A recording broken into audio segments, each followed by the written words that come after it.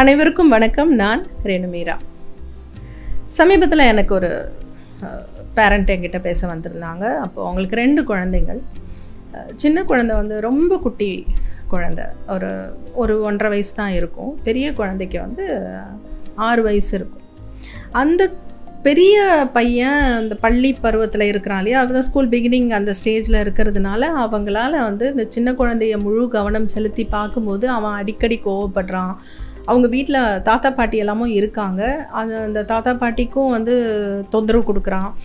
2 பேருமே working parents.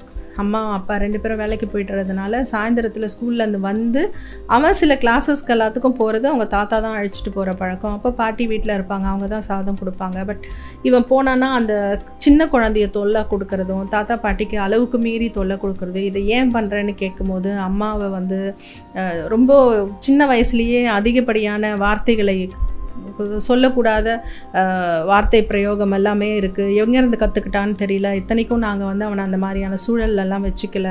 இவன் இவ்வளோ ஆத்திரப்படுறான், கோவப்படுறான் அப்படின்னு ஒரு கம்ப்ளைண்ட் ஃபுல்லாகவே எடுத்துக்கிட்டு தான் வந்திருந்தாங்க. அப்போது அந்த குழந்தைய நம்ம கொஞ்சம் க்ளோஸாக மானிட்டர் பண்ணி பார்க்கும்போது தான் அந்த குழந்தைக்குள்ளே இருக்கிற ஒரே ஒரு விஷயம் என்னென்னா அட்டென்ஷன் கிராபிங் தான். இவ்வளோ நாள் தன்னையே மையப்படுத்தி இருந்த அந்த குடும்பத்தில் இப்போது அடுத்தது ஒரு குழந்தை வந்துட்டதுனால அந்த குழந்தையவே மையப்படுத்தி இருக்குது. இந்த நேரத்தில் என்கிட்ட வரும்பொழுது நான் சின்ன சின்ன பொறுப்புகளை அந்த பெரிய குழந்தைக்கு கொடுக்கறதுக்கு ஏற்பாடுகள் நம்ம பண்ண சொல்லியிருந்தேன்.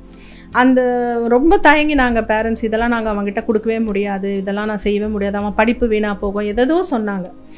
ஆனால் அதை ரொம்ப ஃபோர்ஸ்ஃபுல்லாக ஒரு கட்டாயமாக செஞ்சு தான் ஆகணுங்கிற ஒரு சூழலுக்கு அவங்க தள்ளப்பட்டு அது எல்லாத்தையும் அவங்க செய்ய ஆரம்பித்ததுக்கப்புறமா அந்த ரிசல்ட் அவங்க ரொம்ப பெஸ்ட் ரிசல்ட் கிடச்சதா அதுக்கப்புறம் வந்து என்கிட்ட பகிர்ந்துக்கிட்டாங்க. அது என்ன அப்படின்னா, அந்த பொறுப்புகள் அதிகரிக்க அதிகரிக்க அந்த குழந்தைகளுக்கு வந்து தான் அண்ணா அப்படிங்கிற அந்த ஒரு நிலைக்கு அவங்க வந்துடுறாங்க. நான் தான் பெரிய பையன், நான் தான் அவனுக்கு இது செய்வேன், ஸ்கூல்லேருந்து வந்தால் நீ தான் பாப்பாவுக்கு இதெல்லாம் செய்யணும், ஸ்கூல்லேருந்து வந்தால் நீ தான் இந்த வேலைகளெல்லாம் செய்யணும் அப்படின்னு ஒரு சின்ன சின்ன பொறுப்புகள்.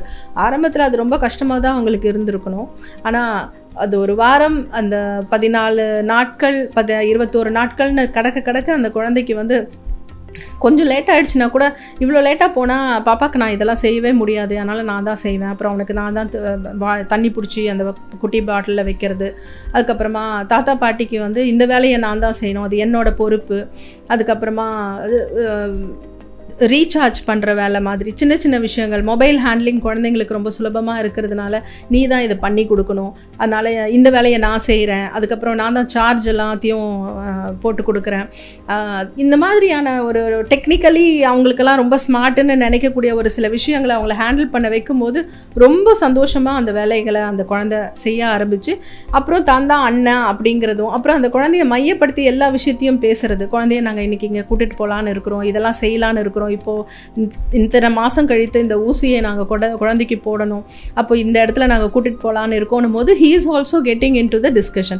அப்படியா, எதுக்கு இப்போ இந்த ஊசி போடணும் போது அவனுக்கு இன்னும் அதை பற்றின அறிவு அதிகம் இருக்குது. உனக்கும் இந்த ஊசியெல்லாம் போட்டிருக்கோம், இதெல்லாம் நாங்கள் வந்து ரெகுலராக போடணும், குழந்தை பிறந்து 3 மாதம் 1 வருஷம் கழித்து இதெல்லாம் நாங்கள் போடணும். இந்த மாதிரியாக கொஞ்சம் மெச்சூர்ட் டாக் கொடுக்கும் பொழுது அந்த குழந்தைங்க பொறுப்பை உணர்ந்து செயல்படுறாங்க. இப்படி தான் அந்த குழந்தைய அவங்க ஹேண்டில் பண்ணி இன்றைக்கி அந்த பேரண்ட்ஸும் அந்த குழந்தையும் சந்தோஷமாக இருக்காங்க.